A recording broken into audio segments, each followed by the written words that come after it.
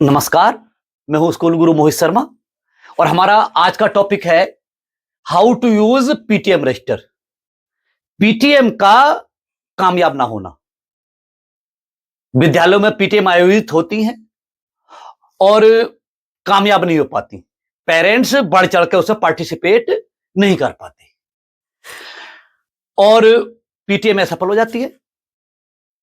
तो पीटीएम को सफल बनाने के लिए मैंने कुछ प्रयास किए। ऐसा लगा लीजिए कि पेरेंट्स को समझाना है कि ये चक्की के दो पार्ट हैं, पेरेंट्स और टीचर्स। जब दोनों अलग अलग चलेंगे तो आटा कैसे पिसेगा। पेरेंट्स को समझाना है कि जब हम और आप दोनों मिलकर के कार्य करेंगे तब बच्चे का जो प्रोग्रेस है बहुत तेजी से होगा।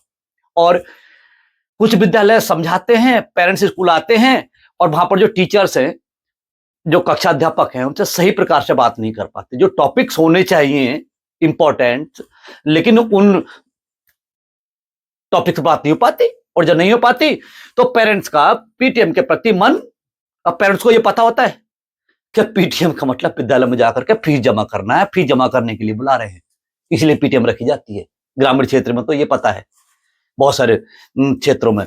तो इस समस्या का समाधान किया जा सकता है, लेकिन जो हमारे टीचर्स हैं वो प्रॉपर वर्क करें। तो इसके लिए मैंने एक रजिस्टर प्रिपेयर किया है, पीटीएम रजिस्टर। और मेरा आज का वीडियो रहने वाला है how to use PTM register. देखिए, ये इसका प्रारूप है। पीटीएम रजिस्टर किस क्लास का है।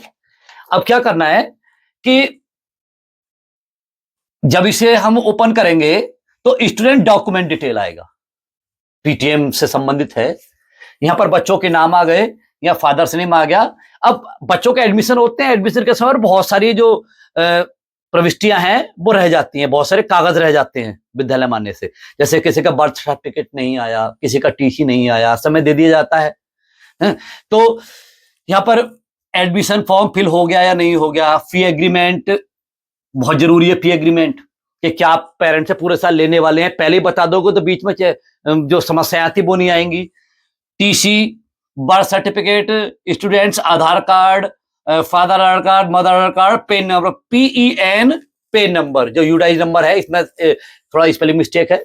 तो जब हमने बच्चों का एडमिशन लिया, किसी पेरेंट्स ने ये कहा कि सर मेरी जो टीसी है वो 10 दिन बाद आ जाएगी। अब 10 दिन का वो टीसी रह जाता है बहुत सारे विद्यालय में। लेकिन जब सब डॉक्यूमेंट मार्क किया हुआ है और जब पीटीएम का समय आएगा तो सबसे पहले हमें क्या देखना है कि इस बच्चे के डॉक्यूमेंट्स कंप्लीट हैं या नहीं है। नहीं होंगे आप टोक दोगे, अरे इस बार नहीं देंगे तो अगली बार दे देंगे, तो वो डॉक्यूमेंट्स कंप्लीट होने ही होने हैं।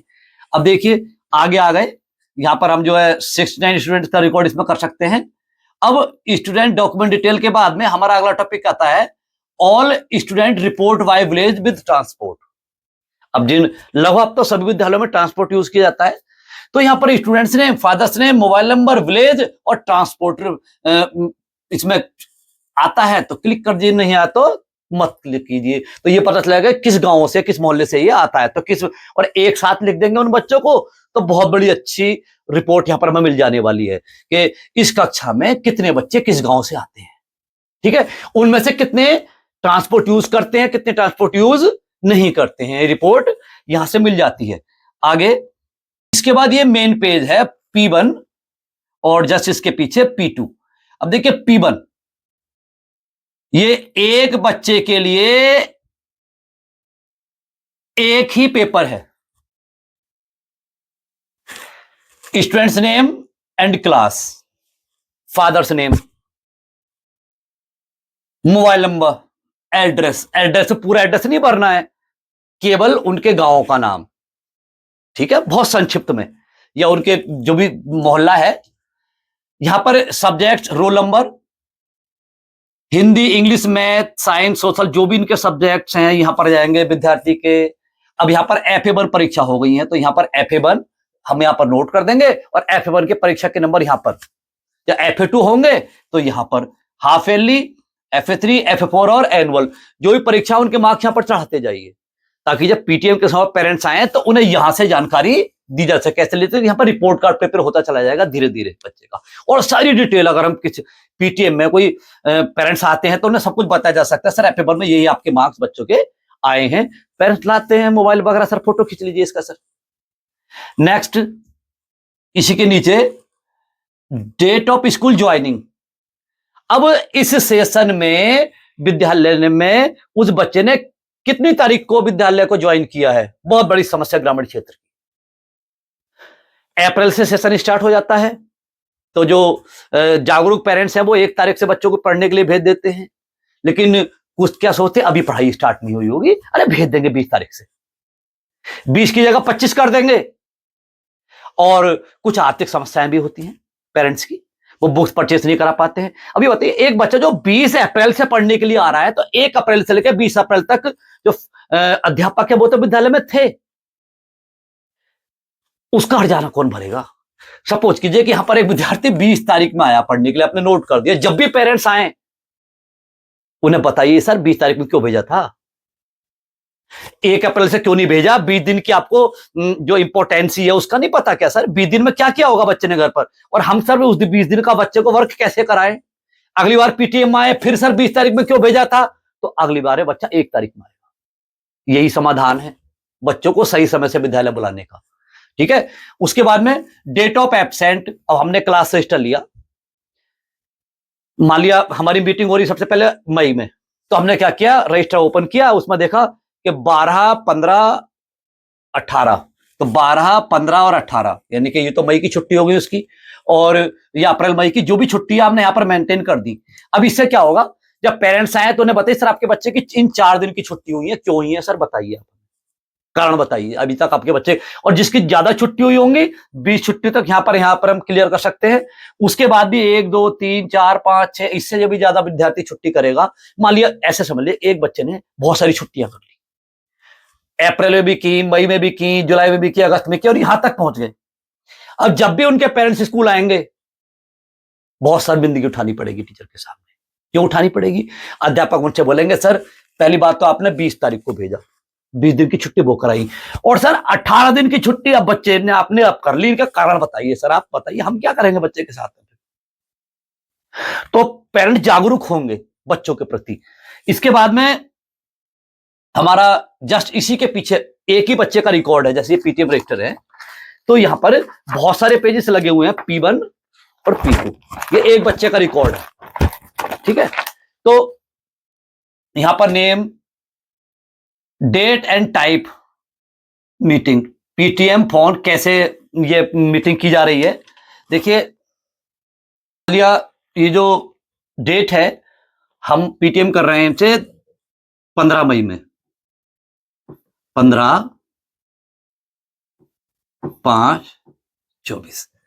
अब यहां से जानकर सर ब्रश तो आप कराती होंगे बच्चे को, बोले हाँ जी हाँ ब्रश तो कराते हैं सर, स्टडी का समय क्या रख रखा है अपने अपने बच्चे का पढ़ने का। तो बातें पावे हाथी, बातें पावे पाऊं, यही समस्या आती है। अध्यापक क्या कहते हैं कि सर आप अपने बच्चों को घर पर तो पढ़ाते नहीं है, तो एक चिर परिचित उत्तर मिलता है, अगर हमें पढ़ाना होता तो आपके स्कूल में पढ़ाने के लिए भेजते, ऐसा नहीं कहना है। आपको क्या कहना है कि देखिए सर पढ़ाने के लिए तो हम बहुत हैं, लेकिन बस आपको घर पर बच्चों को पढ़ने बिठाना है। हमारे जो अध्यापक है बहुत मेहनत करते हैं, प्रशिक्षित अध्यापक हैं, बस आपको क्या करना है कि घर पर बच्चे के पढ़ने का समय निश्चित कर देना है, सुनिश्चित कर देना है, और उस समय पर उसे पढ़ने जरूर बिठाना है। तो सर वो समय बताइए जिसमें आप अपने बच्चों को पढ़ने बिठाते हो, क्योंकि बच्चों की आदत होती है कि वे इधर उधर भागते रहते हैं। अब वो कहेंगे हाँ अभी ठीक है, नहीं है तो साहब आप हमें जो वो समय जो है नोट करा दीजिए। तो वो बताएंगे 4 to 6 पढ़ाते हैं, तो कुछ नहीं करना, 4 to 6 PM लिख दीजिए। जैसे भी छोटे छोटे डिटेल है इसमें, मतलब ट्यूशन पढ़ता है सर, बोले ट्यूशन तो पढ़ता है, बोले अच्छा ट्यूशन पढ़ता है तो सर उनका मोबाइल नंबर बता दीजिए, बहुत जरूरी है। क्यों जरूरी है? वो इसलिए जरूरी है कि एक दिन ऐसा आएगा कि पेरेंट्स जो है ना भाई स्कूल में आएंगे, वो कहेंगे भाई ट्यूशन नहीं पढ़ता मेरा बच्चा, तो यहाँ तो पढ़ता ही नहीं, आप नहीं पढ़ाते कुछ भी। क्यों? क्योंकि जो ट्यूशन वाले टीचर हैं वो अपनी, ऐसे सब पूछिए कोई फर्स्ट क्लास का बच्चा है या सेकंड क्लास का, थर्ड का या नर्सरी LKG का, अपनी 3 कॉपियां मंगा लेते हैं वे, और अपना कार्य देना शुरू कर देते हैं। क्यों? वो यही नहीं देखते स्कूल में क्या हो रहा है।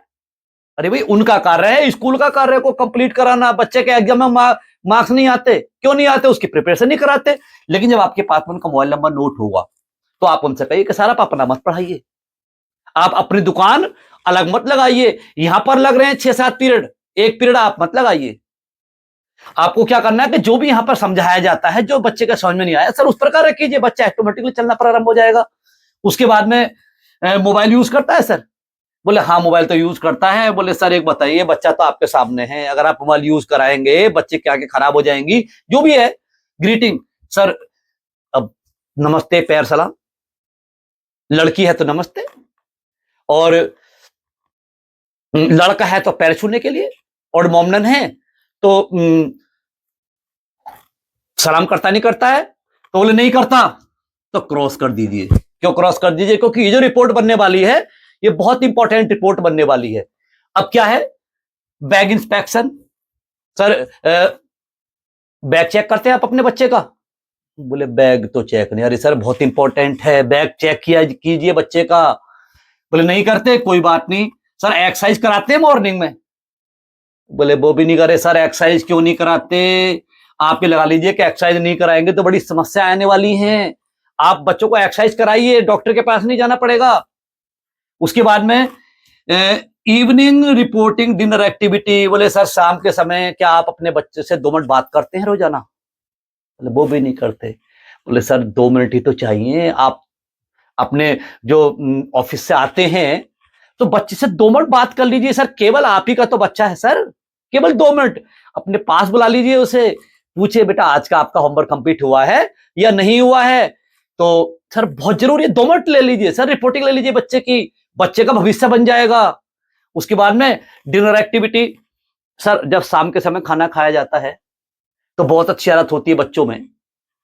हमारे जो अध्यापक हैं बच्चों को समझाते हैं, जब खाना खाया जाता है, पापा जी खाना खा रहे हैं, मम्मी जी रसोई में हैं, तो पापा जी को पानी लेकर के ला करके दीजिए।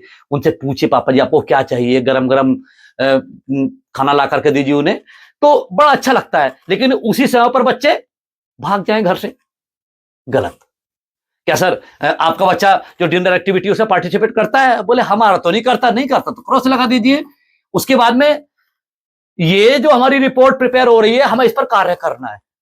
हमें उस बच्चे की उन आदतों को सुधारना है, बच्चों को समझाना है कि ये जो कंप्लेंट्स आपकी आई हैं आगे से आगे जाकर के जब पीटीएम होगी। अब देखिए, और देखिए एक मैंने कॉलम और 10 नंबर का ब्लैंक कर रखा है कि अगर आपको कुछ और भी सूझता है तो आप इसमें, और सर जैसे भी है आप ही बताइए। सर हमारे विद्यालय में आप मुझसे मिले, मैं सर आपके बच्चे का ध्यान रख रहा हूं, तो क्या सर मुझे आप क्या देना पसंद करेंगे? तो यहां पर फीडबैक है sir very good, poor, good, very good, excellent. बोले आप तो बहुत अच्छा काम कर रहे हो, आप तो बड़ी छोटी छोटी बातों का ध्यान रख रहे हो, तो आप तो एक्सीलेंट ले लो। तो यहाँ पर एक्सीलेंट लिख करके पेरेंट्स से सिग्नेचर करा लीजिए, इनके फीडबैक भी हो गया। अब कितना आसान हो जाएगा अगर ये अध्यापक स्कूल छोड़ करके भी चले गए, दूसरे अध्यापक आए, रिकॉर्ड मेंटेन है, बता देंगे सर पहले 15 मई में आए थे आप, ये समस्याएं थी आपकी, अब देखिए आज आप इस तारीख में आए हैं, तो फिर आप सारी की सारी कंप्लेन नोट कर लीजिए। अब सुधार हुआ है नहीं हुआ है सारा का सारा दिखाई दे जाएगा। तो यहाँ पर 1 2 3 4 5 6 7 8 7 8 पीटीएम इसमें आ जाएंगे, सजा होती ही नहीं है। ठीक है। इसके बाद में तक फीस जमा होने पर ऑन टाइम तथा इतने तारीख तक फीस के बाद लेट लिखा जाना है, तथा पीटीएम के समय लेट फीस जमा पर चर्चा जरूर करनी है। बहुत बड़ी समस्या है ग्रामीण क्षेत्र। पेरेंट्स फीस सबमिट करते तो हैं लेकिन रुला रुला करके करते हैं। और एक विद्यालय के जो प्रबंधक हैं उन्होंने, एक पेरेंट्स आए, उन्होंने कहा सर मेरी इस महीने की फीस सबमिट नहीं हो पाएगी। बोले ठीक है जी अगले महीने कर दीजिए। अगले महीने में 2 की हो गई, अगले में 3 की हो गई, अगले में 4 की हो गई। तो अब वो जो प्रबंधक है बन गए उनके दुश्मन। क्यों दुश्मन बन गए? कि जब उनके पास 4 5 6 महीने की इकट्ठी हो जाएगी तो बच्चे को वो विद्यालय से पलायन करा देते हैं नेक्स्ट सेशन में। बोले पढ़ाना है तो पढ़ाई, हमारे पास पैसा नहीं है। ठीक है। और जैसे ही समय आता है परीक्षा के बाद, वो नजर नहीं आते। तो कमी किसकी? अरे 1 महीने की फीस सबमिट नहीं कर पा रहे हैं विद्यालय में, तो 2 की कैसे करेंगे भाई? तो पहले उन्हें जागरूक करना है। ठीक है। अब जैसे मैं एक कक्षा अध्यापक हूं और आप पेरेंट्स हैं, देखिए सर, यहां पर अप्रैल मई, देखिए सर हमारी भी सैलरी समय से मिलनी है, तो सर हम देखना चाह रहे थे कि सर आपने अपनी फीस ऑन टाइम जमा करते हैं या नहीं करते। हो जाता है सर एक आध महीने की, कोई प्रॉब्लम नहीं होती है। तो सर अप्रैल में आपकी फीस सर ऑन टाइम है, मई की फीस सर आपकी सर ऑन टाइम नहीं है, जून की फीस भी आपके सर ऑन टाइम नहीं है। अब सर आपने अभी तक, मान लिया हम सितंबर में पीटीएम कर रहे हैं, बोले सर आप तो पीटीएम में, आप देखिए सर आप तो सर ये जो है फीस सबमिट टाइम से जमा करते ही नहीं है सर। सर देखिए ऐसा मत कीजिए, क्या कीजिए सर, हम अपने बच्चे का इतना ध्यान रखते हैं सर ये जो ऑन टाइम और टाइम वाला सिस्टम है सर, सर देखिए आज आप ये फी फाइनल करा करके जाइएगा सर, आगे सर आप जो ना, तो देखिए पेरेंट्स को कितने प्यार से बोला, बोले सर ऑन टाइम जमा कीजिए सर, और उन्हें भी पता है पेरेंट्स को, भाई इन्हें ये रिकॉर्ड रहता है टीचर के पास में कि मैं ऑन टाइम करता हूं या फिर लेट करता हूं। तो कुछ नहीं है, उसके बाद में लास्ट में सर कोई शिकायत या सुझाव हो तो सर आप हमें बताइए। अब शिकायत सुझाव जो भी वो बताएं आप नोट कर दीजिए। अगली बार जब पीटीएम होगी तो ये सारा का सारा रिकॉर्ड उनका हमारे पास रहने वाला है, हर विद्यार्थी का। तो छोटी छोटी बातों पर कार्य होगा तो स्कूल प्रोग्रेस करेगा। और जो पीटीएम है उन्हें पेरेंट्स को लगेगा भाई छोटी छोटी बातों की भी जानकारी की जाती है, पीटीएम में जाना चाहिए, तो पीटीएम में पेरेंट्स की संख्या बढ़ेगी। तो ये है पीटीएम रजिस्टर, इसमें कुछ नहीं है, केवल ये जो पेज है P1 और P2 आगे पीछे, ये आपका जो पीटीएम रजिस्टर आपके विद्यालय में पहुंच चुके हैं। देखिए P1 और P2, P1 बहुत सारे पेजेस हैं, ऐसे ऐसे एक बच्चे का रिकॉर्ड है एक पेपर में।